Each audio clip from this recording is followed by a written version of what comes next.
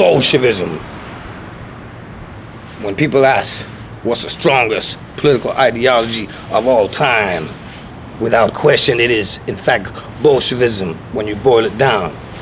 Derek Diablo, Delboy D, Diablo TV, like and subscribe, do things you're supposed to do so you can build your mind. Thing about it is, people don't want to look at it this way because they're obsessed with these imaginary left and right so-called political theory poles. But as we know, the fact is, it is not like how accepted political science thinks it's left and right linear. It's horseshoe theory, champ, which is to say that the far right and the far left have more in common with one another than we do with the regular right and left.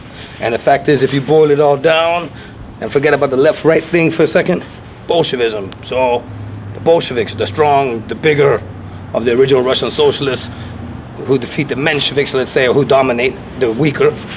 So as we know who that is, Lenin, Leninism, because Marxism by itself is nothing. It's just an idea. It took Lenin to come up with the vanguard party concept, and that's who actually achieved the first socialist revolution. So that Bolshevism, which became Marxist-Leninism, become Stalinism, that kernel, that theory, that principle, the vanguard party ruling and leading the rest of society, the professional revolutionary class, the most advanced, the most elite, you can see. So that Bolshevism then goes to, from the Soviet Union and the first socialist revolution.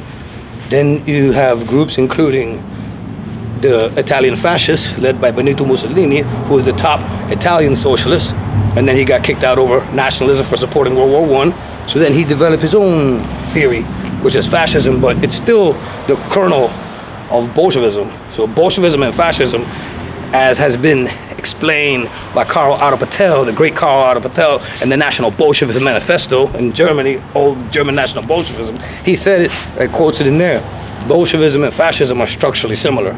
So then move on down, what else we got? So socialism, communism, fascism, then what people call German fascism, which is National Socialism, and then Nazism. There's a distinction still between the two of those.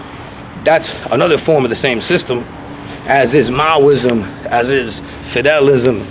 It's all the same sort of system whereby we have this vision of a better world and a greater world, and it doesn't come by voting. It comes by the strong and the people who have the most belief and the most vision and optimism coming together, and we take over the country and we rule and we guide the country. Now, if it causes 30 or 40 or 50 years of starvation and misery, well, again, that hopefully can be avoided, but underlying all of it, I see that the communism, National Socialism, it's all basically the same system, and it even goes to the Baathism, which is the prime example. That's Saddam Hussein, Iraq, and the Syrian Baathism with Assad, and they deliberately studied Nazi Germany and Soviet Union to develop their system. So then within those two, within Nazi Germany and Soviet Union, within that is really the strain of Bolshevism, and it can be applied to any sort of belief system. But any way you want to slice it, the root of it is Bolshevism.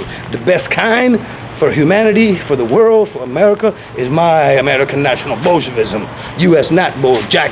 I'll put the link in the description below, and you read that and you edify your mind, and you'll see the supreme political system out there today. You dig?